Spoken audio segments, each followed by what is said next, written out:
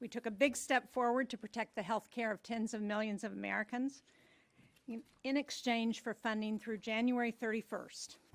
This agreement will give Democrats control of the Senate floor for a vote on one of our top legislative priorities, extending the Affordable Care Act premium tax credits. This is important when Republicans control every branch of government. The agreement reinstates thousands of fired federal workers and provides back pay to more than 1 million others. It advances 3 bipartisan funding bills for agriculture and FDA, for military construction and Veterans Affairs, and for the legislative branch. It restores a real bipartisan appropriations budget process. Republicans control the White House, the Senate, and the House, and they made clear over a period of weeks, including just this week, that this was as far as they would go as part of the shutdown talks. This was the only deal on the table.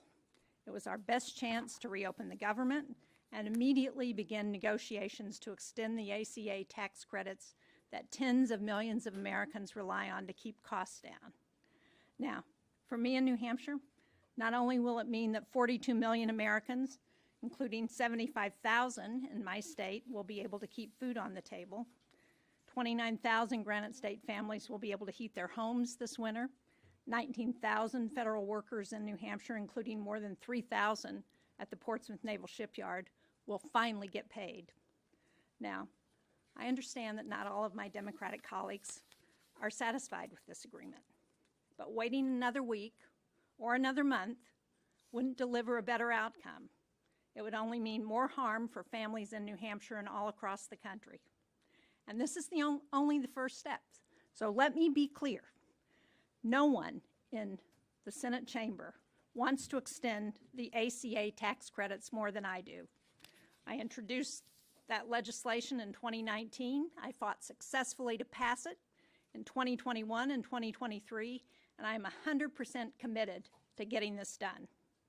President Trump, Speaker Johnson, and Leader Thune, along with many rank-and-file Republicans, say they want to keep health care premiums at their current rate. With the government reopened, we must move quickly to deliver on that promise and to keep health care premiums affordable. The American people are counting on us to get this done. Senator King. Thank you. I want to emphasize what Senator Shaheen just said.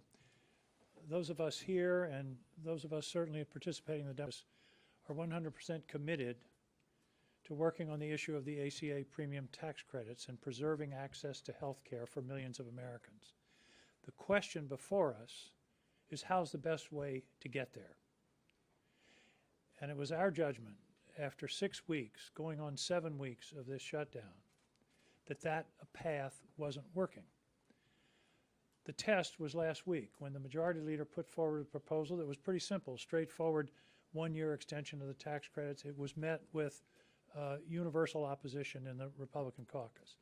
It wasn't going to happen. So the question before us, before those of us here who decided to vote yes tonight, the question was, does the shutdown further the goal of achieving some needed support for the extension of the tax credits? Our judgment was that it would not produce that result. And the evidence for that is almost 7 weeks of fruitless attempts to make that happen. Would it change in a week or another week or after Thanksgiving or Christmas? And there's no evidence that it would. What there is evidence of is the harm that the shutdown is doing to the country. What it's doing to millions of federal workers, but also what it's doing to tens of millions of recipients of SNAP. This is a true crisis for those individuals. Soup kitchens can't fill the gap. Food pantries can't fill the gap. SNAP is an essential part of the food food provision program in this country. And so we were faced with a strategy or a series of steps that wasn't working to achieve the goal we wanted with regard to the ACA, but it was at the same time creating hardship and difficulty for millions of people across this country. So I believe that we are closer tonight to a vote on the ACA tax credits than we were this morning. Because part of this agreement, and you heard the majority leader on the floor today say he is committed to putting a bill on the floor before the second week in December that would be drafted by the Democrats concerning health care and the ACA. That is a big step, because otherwise there's no way for the minority to get a bill onto the floor of the U.S. Senate. It has to be through the office of the majority leader. So that was a major step to get the majority leader to agree to make that commitment tonight on the Senate floor. So the sum is we are closer to the possibility of work on the ACA tax credits for the people of this country than we were yesterday and than we were a week ago, 2 weeks ago, or a month ago. So this agreement tonight is a win for the American people. And it's a win for those people that are so insistent, that I'm hearing from all the time, protect our health care. Our judgment is the best way to do that is to get a bill on the floor. Is there a guarantee it will pass? No. Is it a guarantee it will pass in the House? There is actually some very strong interest in the House, a possibility of a bipartisan bill and to get a discharge petition, and then perhaps we're on the way. And we have that expression from Republican senators who are interested in working on a bill that will deal with the ACA issue and perhaps additional health care issues at the same time. So what happened tonight is not the closing of a chapter, it's the opening of an opportunity.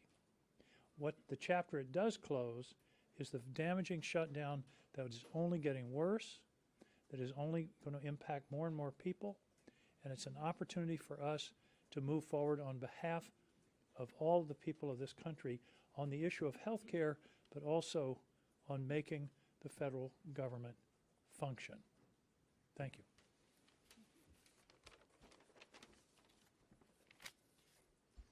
Well, good evening, everybody. At a time when families desperately need relief, Washington's dysfunction is making life harder for families, and the last 39 days are proof of that. A record-long government shutdown paired with record-high health insurance cost increases is not the kind of history that the American people want Congress to make. Over the last several weeks, I've heard from Granite Staters who can't afford of their health insurance costs. I've also heard from families about the deep pain that the government shutdown has caused, made worse by a president who illegally and repeatedly chose to cut off help for families who are just trying to buy groceries. After weeks of bipartisan conversations, I voted today to reopen the government so that we can get back to the work of helping Granite Staters. This agreement funds SNAP and food assistance programs, ensures that law enforcement, air traffic controllers, and other federal workers get paid, reverses the president's recent reckless layoffs and prevents them from happening in the future, and crucially, gives Congress a clear path forward to protecting people's health care. Our work to deliver relief for families now enters an important phase. Congress has 1 month to engage in serious bipartisan negotiations to extend the Affordable Care Act's expiring tax cuts that help people afford their health insurance. And let's be really clear, part of what has been happening is the time period to make that meaningful extension of these tax cuts has been dwindling. We are getting closer and closer to the time in which families have to decide whether they can buy their health insurance or not and enroll in health insurance in this coming year. So my Democratic colleagues and I have been ready to work on this issue, on extending these tax cuts for months. With the government reopening shortly, Senate Republicans now finally have to come to the table. Or, make no mistake, Americans will remember who stood in the way. So I urge Speaker Johnson to finally return the House of Representatives into session and quickly reopen the government. And I urge all Americans in communities red, blue, and purple to continue to speak out about the importance of affordable health care so that families across America can get that critical care that they need. Thank you. Thank you. And I thank my colleagues for their good work. The vote tonight, and you've heard all of us talking about this, the vote tonight was crucial to open the government because too many Americans, hardworking individuals, seniors, children, were suffering. I know in Nevada, particularly that is based on a service industry, tourism and travel, we are doubly hit. Tariffs, bad policies of this administration, and the shutdown was having an impact on travel to our state and quite honestly across the country. But it wasn't just that. We have federal workers that were suffering. We have TSA agents. We have airport controllers. And we were seeing lines to our food banks in northern Nevada. These were lines that I hadn't seen since the pandemic. And the stories were horrific. Seniors in line needing food because they couldn't get access to the food that they usually would get at the federal level. One man came and refused to say who he was because he was embarrassed and said, "I shouldn't be here," but he needed the food. Mothers coming to the food bank to get food for their children. My colleagues know that opening the government was key to stopping that pain. But here's the thing. We can open the government and we can still fight to address this looming healthcare crisis. It is true. Right now, in our states and across the country, Americans are seeing higher costs, higher premiums for their Affordable Care Act. These are people that need access to health care. I have families that rely on the Affordable Care Act and these subsidies so that their children who have a rare disease can access their medication. I have small businesses who rely on the Affordable Care Act and the subsidies to help cover the costs for their employees. This is a fight that the Republicans need to understand is not just happening in Nevada, it is happening across the country in every state, including those red states. This fight tonight is, I agree with Senator Angus, is just the beginning. This is the beginning to show and fight for Americans across the country. Let me just say this. With the government open, we can focus on passing a full bipartisan budget for 2026 that starts with a minibus that will restore funding that President Trump cut. It delivers millions of dollars in critical funding to states like Nevada all across the country. And it, you will hear, blocks the administration from future rifts. We have an opportunity also to put Republicans on the record on the ACA. Are they committed to doing this? Are they committed? Leader Thune said he would come to the table on a health care once the government was open, and now he must follow through. If Republicans want to join us in lowering costs for working families, they have the perfect opportunity to show the American public. I expect Republicans to be at the table in the next few weeks. I expect the White House to be at the table. And if they do choose not to come to the table, they can own the disastrous premium increases that will continue to rise. They will own the fact that Americans across this country are going to lose access to health care. We were elected in the Senate to work on real solutions that help working families. It's our responsibility to work not only here amongst ourselves, but across the aisle to solve these problems for the Americans, make their lives a little bit easier. And that's what we have done tonight. So, hey, everybody, I'm the cleanup hitter because I joined this group the last. I joined it 48 hours ago. not for lack of interest. And I got to applaud Jean Shaheen and this group, because they have been having open meetings that anybody could participate in on negotiation. But I had my hands full focused on the Virginia elections until Wednesday morning. And as soon as that was over, I have now engaged with a particular purpose in mind. I knew the Democratic appropriators, led by Patty Murray, were going to do the very best job they could to get these 3 appropriations bills queued up and moving forward. A bill, for example, that has very robust SNAP funding, very robust funding for the VA. I had confidence in that. And I had confidence in these guys that they were going to get the best possible deal they could get from Republicans on the ACA. We were in a situation where SNAP recipients were suffering, and there was no guarantee we would ever get to an ACA solution. Now we've got robust SNAP funding and a guaranteed vote, not a guaranteed outcome, but a guaranteed vote on ACA tax credits. But I engaged on the issue that I've been talking about for a month on the floor to Senator Thune, Katie Britt, Lindsey Graham, James Lankford, anybody who would listen to me on the Republican side. I've said what I need in Virginia, with 320,000 federal employees who live in households that probably encompass nearly 650 or 700,000 residents in my state, I need a moratorium on mischief. My Virginians have been suffering under this administration. The shutdown started on January 20. I need a moratorium on the punishing of the federal workforce. That's what I need.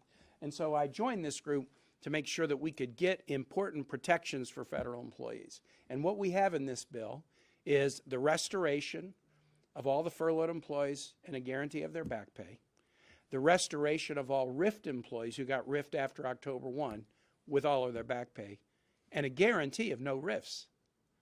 No RIFs going forward. 2 million federal workers, not just my 300,000, 2 million federal workers who are not uniform military now have a guarantee of no RIFs going forward. So they don't have to go into the holiday season with anxiety about what's going to show up on their email one morning at 5:30 a.m.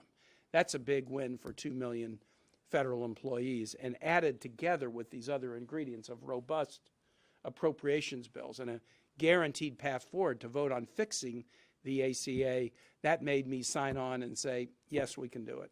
I had a number of Republicans on the floor tonight that said, we were amazed that you got that no RIF guarantee in there. And I'm glad that we did, and we all worked so hard on it together, and I have huge respect for my colleagues who made this happen. Thanks. Senator.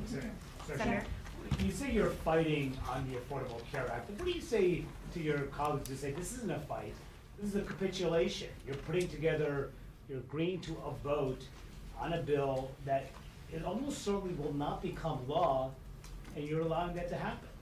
Well, first of all, there was, as long as the government shut down, the clear statement from Senator Thune and the Republican majority, and they control the Senate, the House, the White House, was we will not talk about health care with you. So there was no vote that we were going to get on the Affordable Care Act, premium tax credits. We have a guaranteed vote by a guaranteed date on a bill that we will write. Not that the Republicans will write, although I do think it's important for us to engage with them, because we need a bipartisan bill that we know is going to get enacted to provide the relief that Americans need. And I think there's a commitment on the part of many of our colleagues to do that. But there's no guarantee this will become law. There was never a guarantee that it would become law. Well, just to follow up on that, Senator, because we understand that this vote will happen, but a vote on extending the tax credits, it does not guarantee that it's going to happen. So how do you explain, though, to your constituents why it was worth it to put up this fight for so long when in the end you did not get your key demand? Because it wasn't working. How long would it take to not get a response to say it isn't working? In other words, it's been 6 weeks. There's been the Republicans made it clear they weren't going to discuss the health care issue, the Affordable Care Act tax credits, until the shutdown was over. We tried to keep working that for 6 weeks. It didn't happen. The vote that we have, there's not a guarantee for sure. It's more of a guarantee. Here's the way I would put it. as I assessed it, there was zero chance of dealing with the ACA issue as long as the shutdown continued. Now, I don't know, 50-50, but there's a lot better chance now than there was this morning, because nothing was happening, and there was no evidence that another week or another 2 weeks or Thanksgiving or Christmas was suddenly, the Republicans were to come to us and say, oh, we want to now talk about the ACA. If they weren't going to do it by now, what's going to change in the next 2 weeks that's going to make them do it? And that was really the assessment. Again, I would say, right, as of this morning, there was a zero chance of having a work on the ACA. Now, there's a measurable chance. Will it be everything that everybody wanted? No, because we need 60 votes. And so there's going to be a negotiation. But Republicans have already started saying, well, here, you know, if you did this or did that, maybe we can get there. So I would take a reasonable chance against no chance every day. And the other piece is, we didn't really emphasize this, there are 3 important appropriations bills in this that would lock in SNAP for the rest of the year at a very substantial rate. Plus other benefits, veterans funding is guaranteed if we can get these 3 bills through. So there's a plus on that. And I think the odds are that we have a better chance of doing something about the ACA than we did not going into this. At some point, you have to decide, you know, what is the best strategic step forward. And we believe that the evidence is that what we were doing wasn't working, and therefore, let's try something else. And the real question is, why would a president of the United States pit hungry children against sick children? And that is what President Trump has done. I mean, this is outrageous. We can't reach agreement on government funding, so the government shuts down, and even though the law is clear that he could fund SNAP benefits during the shutdown, he did not. And then he also said, and by the way, I don't really care if people's health insurance premiums get so high they can't afford their care. That's on Donald Trump. My vote today was to do 2 things, both equally morally important and imperative. One is to make sure that the government is functioning so that our kids eat, so that our elderly citizens eat, so that our air traffic controllers can get some sleep and earn money, get paid while they are working, so that our veterans are protected, and continue the fight to a realistic platform to get the premium tax cuts done. And if that is not successful, then shame on the Republican Party and shame on Donald Trump. But the American people will see who stands with them on health care and who does not. And that will be the platform of the next stage of the fight. I hope we can find bipartisan agreement on an extension of those premium tax credits. In New Hampshire, couples who are 60 years old or so, earning $85,000 a year, are seeing like a $15,000 increase in their insurance premiums. This has to get fixed. And we have about a month to do it before the harm gets to be irreparable. And again, if the Republicans can't come to the table and do something reasonable on this and make sure that people can afford their health care and that the whole private commercial market also doesn't see skyrocketing increases, then shame on them. Senator Sheen, what do you say to the millions of Americans who are already in the Obamacare exchanges, seeing premiums skyrocketed, who were hoping because of what you all said that they would get answers on what their premiums would be now, but have to wait weeks longer since you've decided to open the government without immediate action on the subsidies? Well, as Senator Hassan said so well, the Republicans weren't providing any commitment or even a willingness to vote or a willingness to discuss extending the premium tax credits. We have the opportunity to do that now, and we will hold their feet to the fire. And just quick, most of us up here in the group of 8 that voted for this tonight have voted repeatedly with the Democratic strategy of we're not opening and we want you take action on the ACA tax credit. But after 40 days, it wasn't going to work. So here we are in a situation, and this was the reality. SNAP recipients suffering, nothing happening on ACA. The vote tonight will be full, and not just last year's, but full and robust SNAP funding for SNAP recipients and a path on the ACA. So from suffering and no path, we've now got robust benefits and a path. And that's what we tell our constituents. Senator, if I could just ask, there's already calls now from Democrats in the House that are saying Leader Schumer should step aside, he should be replaced. You know, the 8 of you today voting with Republicans to advance this plan to reopen the government, does that just further the divides within the Democratic Party right now? No. When I talk to my constituents in New Hampshire, you know what they say to me? They say, why can't you all just work together to address the problems that are facing this country? We put the Senate back on a path to start doing that today, and we're going to continue to work that way. All right, one last question. If the president doesn't agree and Republicans block the extension of AC subsidies, would you guys be willing to vote again against government funding in January when this funding runs out? That's certainly an option that I think everybody will